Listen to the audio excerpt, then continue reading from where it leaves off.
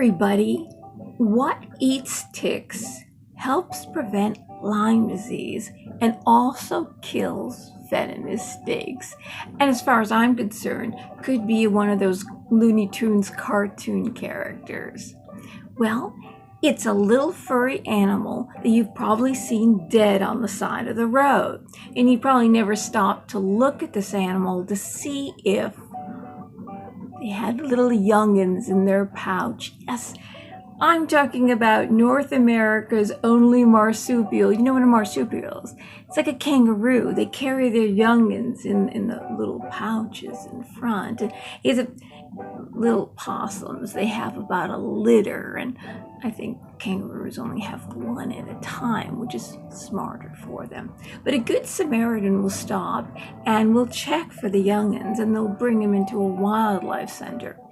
But most people do not know. They think these animals are pests, or they look like rats, or they don't think they're cute. I think they're like the cutest darn things I've ever seen, I swear to God.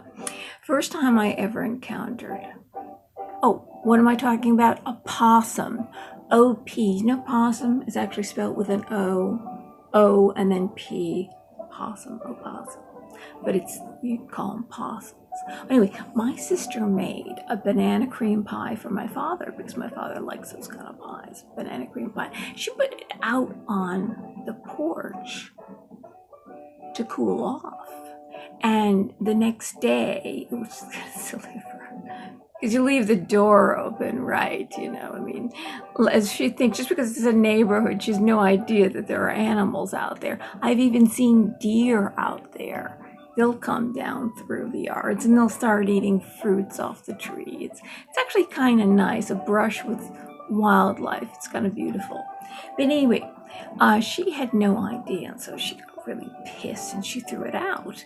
And she should have just put it out there, you know, so Mr. Possum could go finish eating it.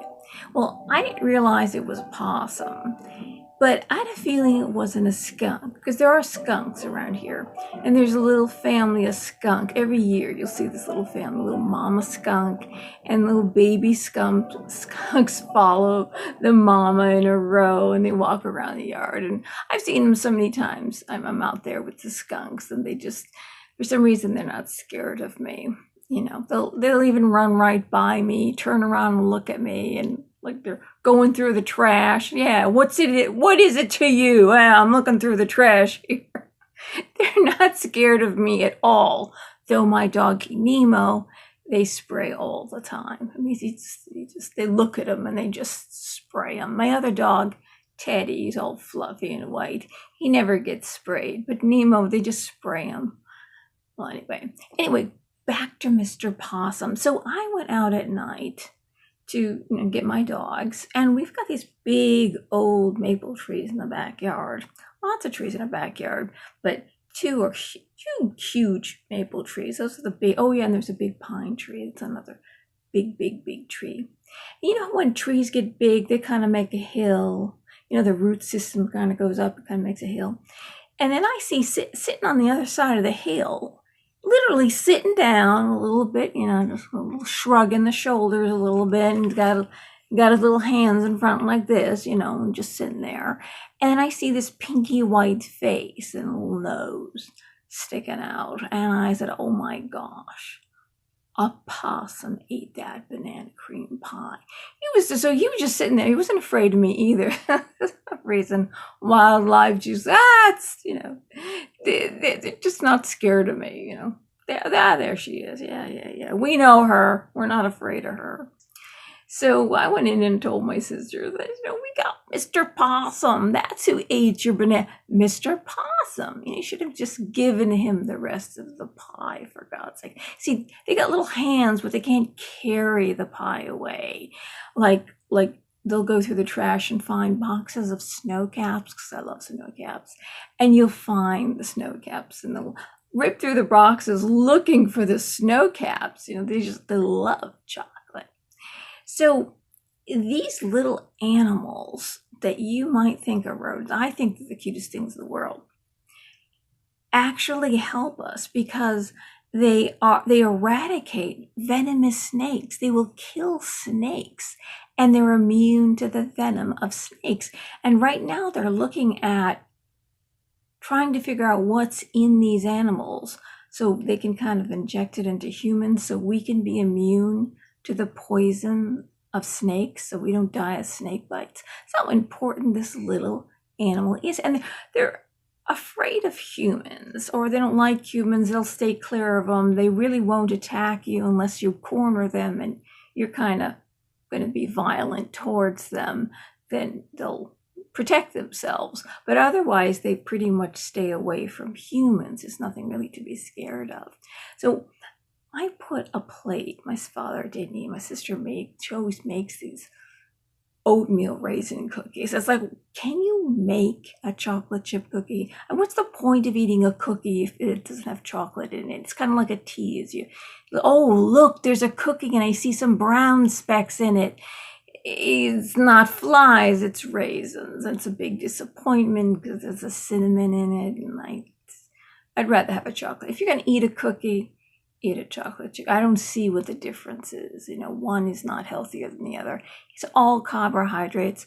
It's all sugar. And chocolate also has antioxidants in it. It's actually, I think chocolate is better for you. But again, raisins probably have antioxidants too because grapes have antioxidants. But I still think chocolate chip tastes better. Anyway, he didn't eat. For some reason, he didn't eat these cookies, so they got stale and they were on a plate. I put them outside on the porch. And each night, 2 were gone. Exactly 2 were gone. There were no crumbs anywhere. And I thought my father was eating them. Maybe on his way out, getting to the car, he stops and takes 2 cookies. Because if an animal went up there, it would be all over the place and there'd be crumbs, or an animal would take all of them. They would just plow through the whole thing. But each night, 2 were gone. Then there was 2 left, and then there was nothing left. And then my father said, he didn't eat the cookies. I go, some wonder what the heck is eating those cookies. Well, anyway, I thought to myself, there's something out there. And my father had some powdered donuts. He likes powdered donuts. Didn't finish his powdered donuts and they got stale. So I started putting donuts out there and just little whatever was like some cocoa pebbles fell on the floor and I picked them up and I put them in a little tin out there and all the cocoa pebbles were gone. So whatever this is, it likes sweet stuff. And I'm thinking to myself, that must be Mr. Possum. He must still be around. I thought maybe Mr. Possum died or something like that. So I figured, I'm not going to break up the donut. I'm going to see if it's gone in the morning. And the entire donut is gone, because you got these little hands, And so the first time, it's really funny.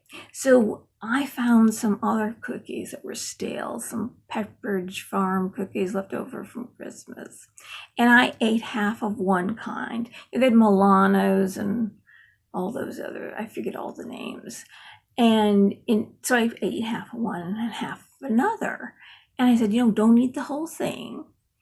Give these to Mr. Possum. So I went outside, and lo and behold, Mr. Possum is out there.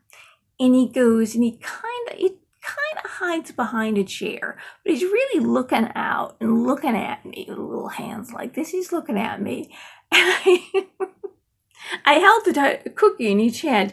Hey, Mr. Possum, I got 2 cookies for you.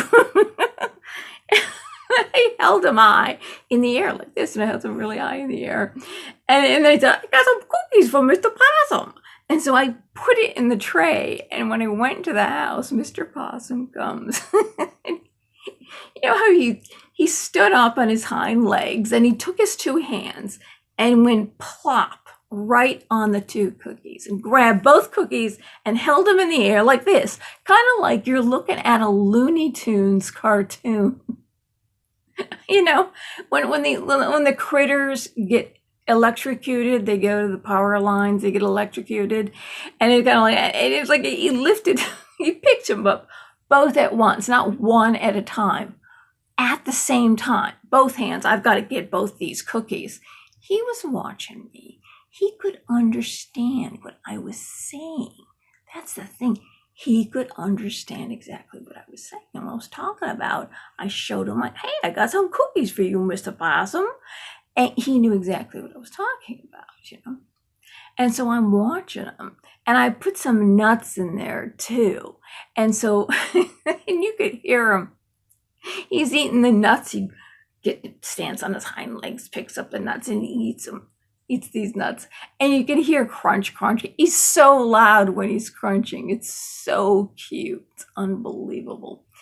So these are like little stories about Mr. Knight. He kind of keeps me company, I've got my doggies, but every night I put out, but I was putting on a whole banana, but I find that if you slice it in half and you cut it into smaller pieces, because he was trying to eat the whole banana, but he could only grab and eat half of it because it's so big and heavy, and he's got these little hands. They can pick up things like cookies and donuts whole, and that without a powdered donut. You could not see any powdered sugar anywhere. You would think even a human would, if it was eating or picked up a powdered donut, he'd leave the powder. I don't know how he did it, but completely clean. He picked up the whole donut and walked away with it. So I find that if you slice the banana in half and cut it in pieces, then they eat the whole banana. And then what I do is then I've got some leftover Twix from Halloween. I find that you're not supposed to feed them bread because the yeast can give them a dermatitis, an infection of their skin that will kill them. So never feed them bread. But they do like fruits, and they say the fluffy tail ones in Queensland, Australia, like fruits, leaves, and flowers. But this looks more like a Virginia possum is what this guy is. Normal possums live 2 years, and Virginia ones live 4 years, which is kind of sad that they don't live that long.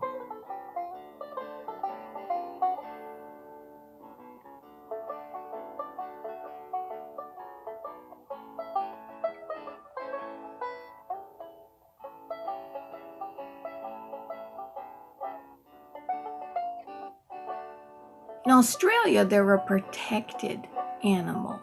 You're not supposed to kill them. In America, I think people don't realize. They just think that it's a critter, it's a varmint of some kind. They don't realize how helpful they are to humans.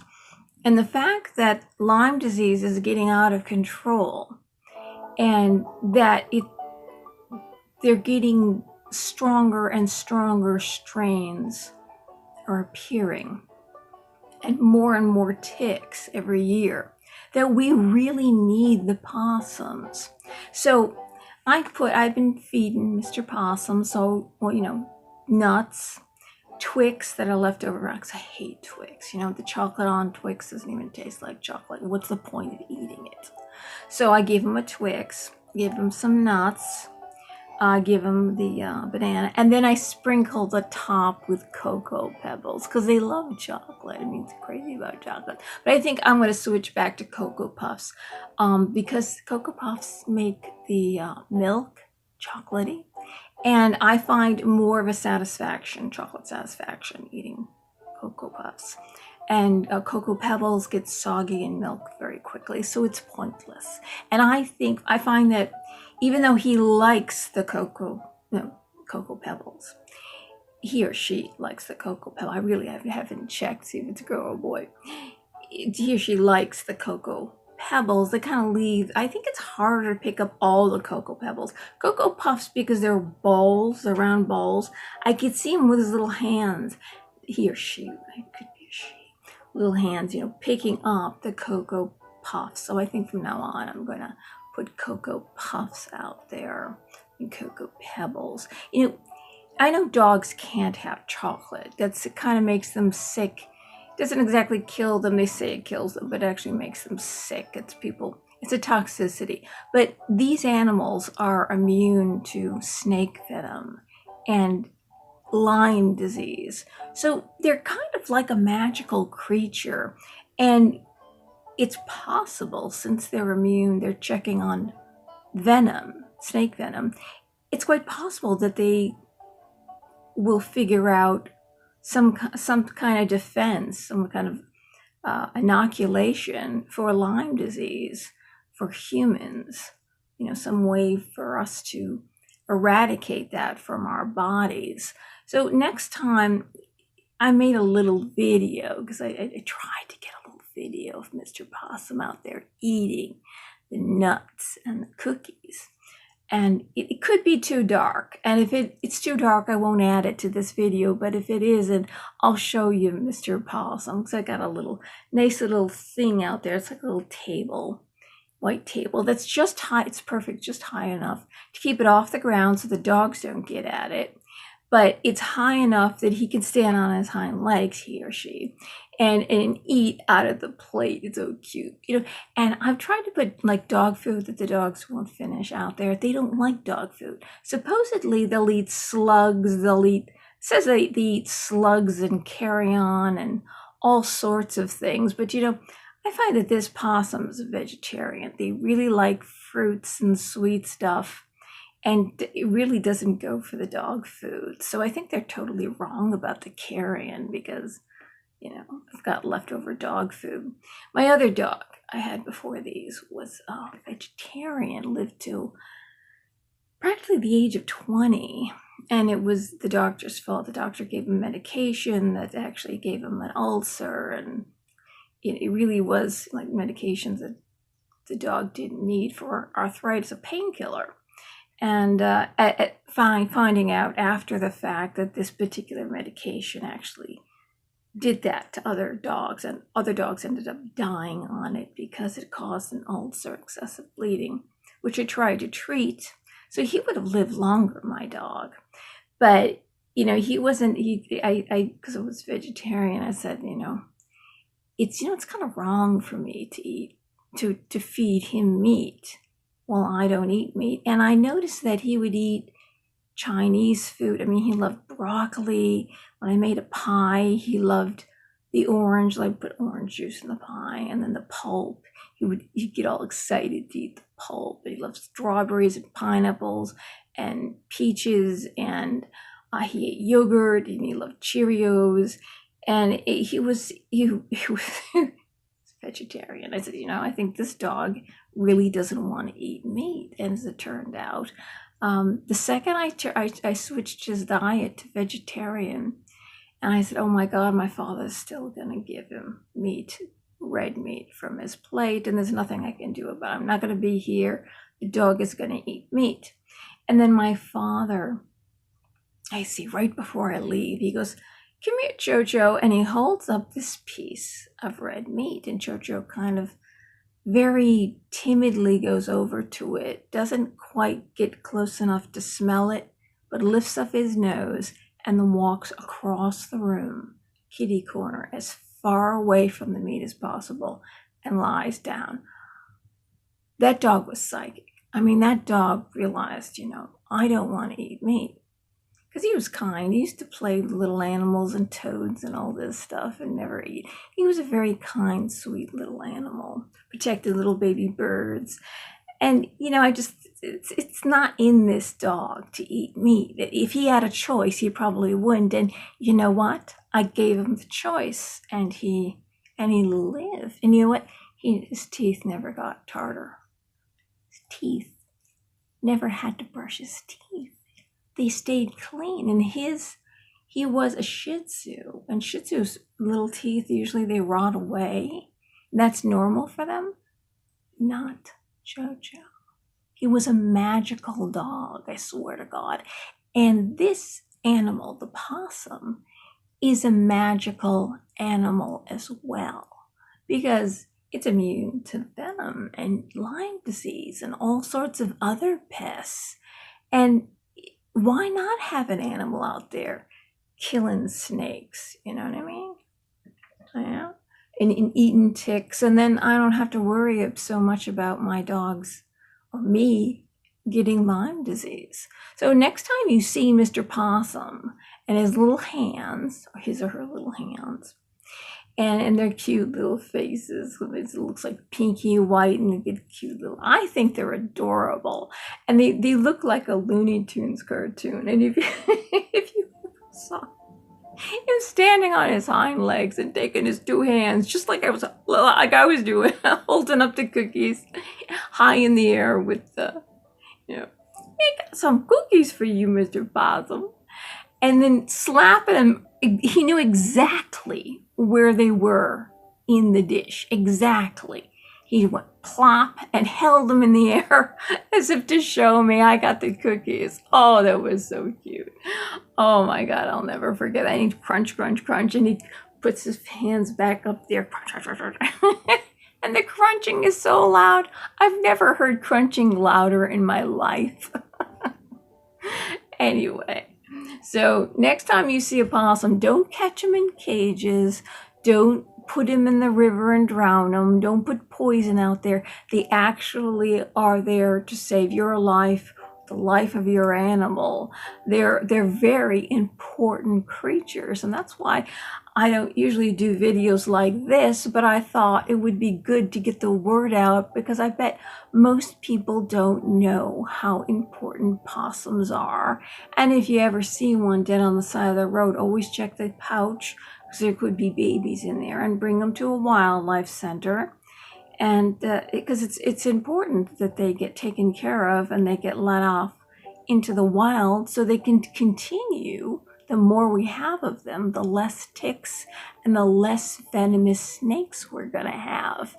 That's how important not a perfect world, no ticks and no venomous snakes. Oh, and then the Democrat Party disappears. Let the possums out. Bye-bye, everybody. Hope you enjoyed this episode. It was very informative, wasn't it? Bet you didn't know.